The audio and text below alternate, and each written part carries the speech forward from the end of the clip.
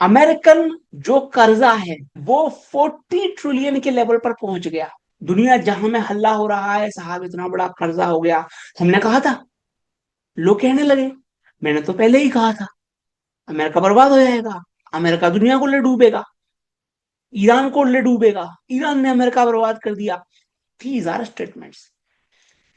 क्यों ये इतना भयावह है? क्योंकि भैया अमेरिका की इकोनॉमी 30 ट्रिलियन की है। इकोनॉमी, जीडीपी, सालाना goods and services America produce करता है 30 ट्रिलियन। कर्जा लेके बैठ गए 40 ट्रिलियन का। 1 ट्रिलियन तो भाई साहब इनका सालाना ईएमआई जाता है। 1 ट्रिलियन कितना बड़ा है? हमारी टोटल जीडीपी है 3.92 ट्रिलियन की। टोटल इंडियन जीडीपी है 3.92 ट्रिलियन की। उनका तो ईएमआई है सालाना 1 ट्रिलियन। इतने बड़े कर्जे के बोझ के तले अमेरिका डूब रहा है, बर्बाद हो जाएगी दुनिया, ये निष्कर्ष निकलता है। आपकी सेवा में मेरा सविनय निवेदन है कि आप आज की डेट में गौर फरमाइए what president Ronald Reagan used to say now, now 50 साल पहले। Please read it carefully yourself.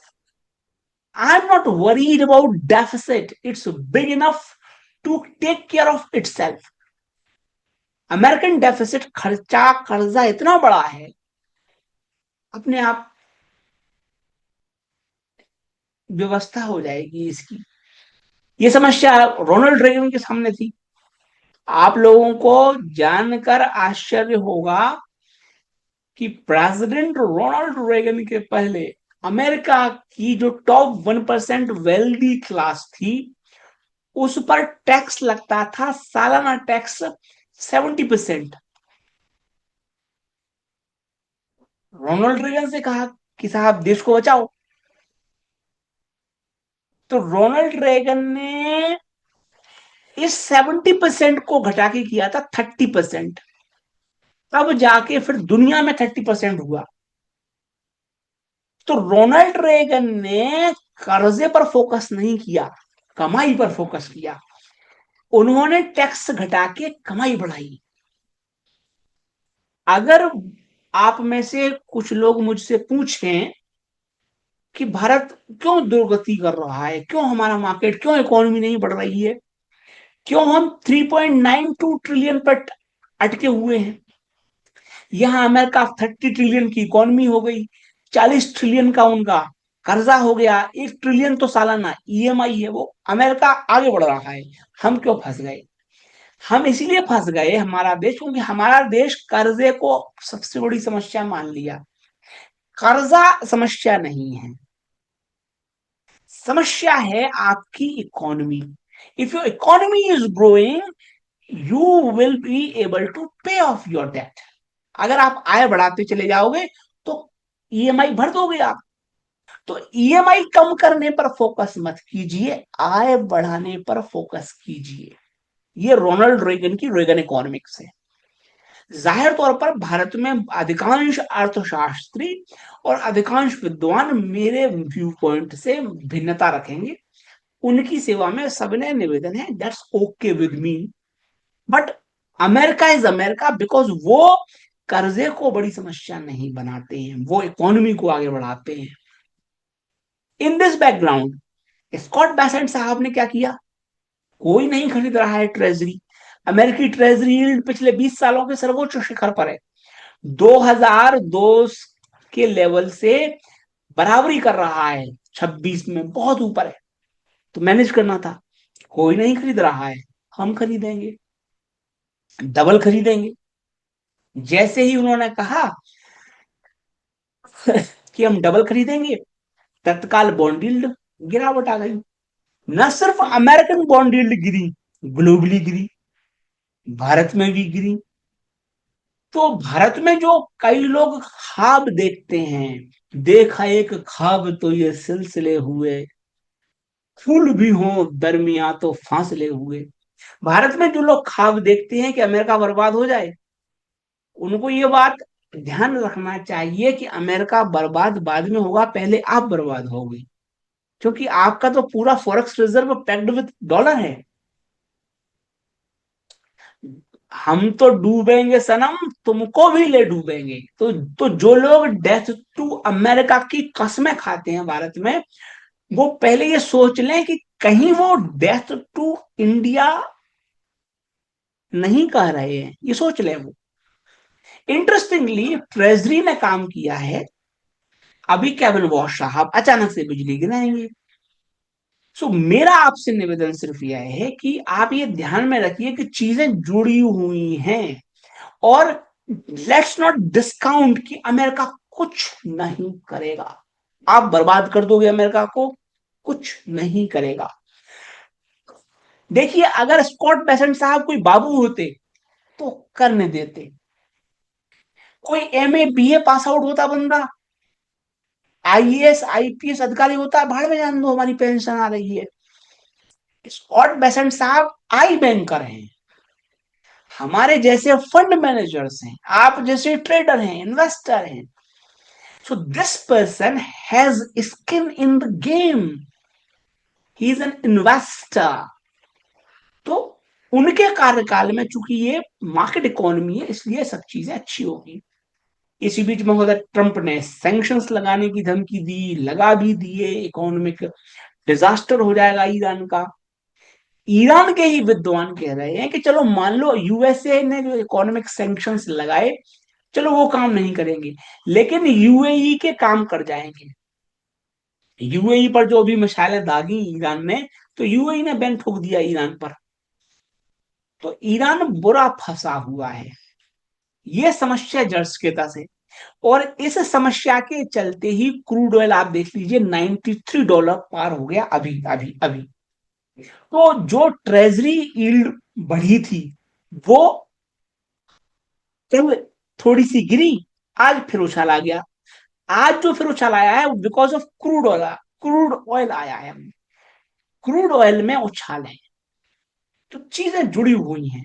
तो जो हमारा मेन प्रॉब्लम है, जो ईरान वो है, वो रेजोल्यूशन की तरफ नहीं बढ़ रही है। हमारे मार्केट को भी दिक्कत आएगी, इंडियन इकोनॉमी को भी दिक्कत आएगी, रुपी को भी दिक्कत आएगी, अगर कच्चा तेल ऊपर चढ़ता चला गया। तो यह बात आप ध्यान में रखिएगा। इंटरेस्टिंगली भारत में रशियन पवेलियन बन गया, हम रशियन माल खरीदने को तत्पर हैं। मेरा परम पूज्य प्रेसिडेंट पुतिन से निवेदन है कि वह भारत का भी माल खरीदें तो बहुत अच्छा होगा। इसी बीच महोदय, शुगर शॉर्टेज हो रही है भारत में, 40% शुगर के दाम चढ़ गए हैं। दुर्भाग्यवश यह मैन मेड डिजास्टर है। अब ये कह रहे हैं कि सरकार की रिफॉर्म्स हो रहे हैं, सरकार पॉलिसी बना रही है कि साहब आप 15 दिन से ज्यादा के लिए शुगर नहीं रख सकते। जैसे मान लो आपकी शक्कर की दुकान है, मान लो आप मिठाई की दुकान है, तो आप 15 दिन से ज्यादा की शक्कर नहीं रख सकते। अब इसे कहा जाता है स्टॉक लिमिट, गवर्नमेंट ने इम्पोज किए हैं स्टॉक लिमिट्स। बहुत बेहतरीन काम किया है भगवान विष्णु के 18वें अवतार परम पूज्य भगवान मोदी जी ने। उनका नाम मात्र लेने से मेरी 7 पुश्तें महोदय तर जाती हैं। बट मेरा सबने निवेदन है, गुस्ताखी माफ हुजूर, इससे करप्शन बढ़ता है। अगर कोई व्यक्ति ये बात समझ जाए महोदय, तर जाएगा वो, पब्लिक पॉलिसी में तर जाएगा वो व्यक्ति, कि the more you create such rules and regulations, basically you are creating opportunities for IAS and IPS officers to earn money. जाहिर तौर पर आपके शहर के किसी बड़े व्यापारी को वो पकड़ लेंगे, उसका शोरूम बंद करवा देंगे, उसकी दुकान बंद करवा देंगे, अखबारों में खबर भी छप जाएगी। लेकिन कई सारे जो अन्य मिठाइयां हैं, कई सारी जो अन्य शुगर की दुकानें हैं, जो फैक्ट्रियां हैं, वो रिश्वत दे के काम निकाल ले जाएंगी। तो यही मैं कहता हूं, बड़े दुख के साथ मुझे कहना पड़ता है कि परम पूज्य भगवान मोदी जी का एकमात्र मकसद है कि इसी तरह के नियम बनाते रहो, आईएएस लोगों के घर भरते रहो। आईएएस लोगों की सात नहीं, सात नहीं, सात नहीं, सात नहीं, 70 पोस्टों का इंतजाम कर देंगे महामानव भगवान मोदी जी। बड़ा सवाल है, आज हम इस मकाम पर कैसे आ गए? आज हम इस मकाम पर कैसे आ गए कि हमको ड्यूटी फ्री एक्सेस देनी पड़ रही है शुगर इंपोर्ट को? दुनिया में शक्कर है नहीं, अब आप ड्यूटी फ्री कर दो तो कर दो। बड़ा सवाल श्रीमंत वही है कि तू इधर उधर की ना बात कर। स्टॉक लिमिट लगा दी, इंपोर्ट ड्यूटी लगा दी, इंपोर्ट ड्यूटी घटा दी। आपकी जनता फेस्टिवल डिमांड को मद्देनजर रखते हुए विदेशों से शक्कर खरीदने का क्रांतिकारी निर्णय लिया। मोदी मास्टर स्ट्रोक लग गया, बहुत बढ़िया कार्यक्रम हो गया। लेकिन मैं वही कहूंगा कि तू इधर उधर की ना बात कर। ये बता कि कारवां क्यों लुटा? कारवां क्यों लुटा? ये सवाल मुझे रहजनों से गिला नहीं, मुझे रहजनों से गिला नहीं, ये सवाल तेरी रहबरी का है, जिन्होंने शक्कर की होर्डिंग करी, एथेनॉल। उनसे मुझे कोई गिला नहीं, शिकवा नहीं, शिकायत नहीं। सवाल तेरी रहबरी का है, तेरी लीडरशिप का है। आदरणीय भगवान मोदी जी के क्रांतिकारी यशस्वी नेतृत्व में इन समस्याओं का समाधान होगा, ऐसी मेरी अपेक्षा है। हो जाए तो अच्छा है।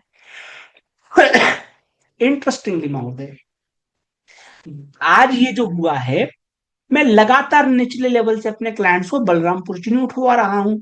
और इस लाइव स्ट्रीम में मैंने अनेकों बार कहा है कि समस्या आनी थी, आ गई। अब चूंकि अखबार में छप गई, तो आज जो है 20% ऊपर था बलरामपुर चीनी एक समय।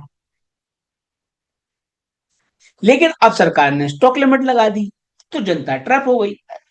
इसलिए लगातार यही मैं कह रहा हूं सभी क्लाइंट्स से, ऊपर जनता को दे देना है माल। अब तुम्हारे हवाले वतन साथियों। मैं तो जो करना था कर चुके ना, हम तो, हमारा काम हो गया, कर चले। अब तुम्हारे हवाले वतन साथियों, जाओ संभालो बेटा बलरामपुर चीनी को, कोई दिक्कत नहीं। अगर आप ये समझते हो कि अखबारों में पढ़ के आप आगे बढ़ जाओगे महोदय, तो remember, by the time it's in the newspaper, it's already too late. अब जिन जो जागे, आज के स्टॉक लिमिट लग गई, शुगर शॉर्टेज हो गई, अरे यार शुगर शॉर्टेज हो गई। अरे भैया, तब तक तो पूरा गेम हो चुका है, पूरा गेम हो चुका है भैया। नीचे से अब आप बताओ, मेरे क्लाइंट्स नीचे से लिए बैठे, वो क्या कर रहे होंगे आज? मेरे क्लाइंट्स जो निचले लेवल पर लिए बैठे हैं, वो क्या कर रहे होंगे आज? जाहिर तौर पर वो बेचेंगे। तो इस तरह की खबरें, इस तरह का analysis ahead of the time आपको मैं बता सकूं, आपकी before the market positioning create कर सकूं। गुस्ताखी माफ, ये मेरा प्रयास रहता है। तो अगर आपको इसी तरह का एनालिसिस मुझसे चाहिए, वीडियो के नीचे डिस्क्रिप्शन लिंक दी गई है,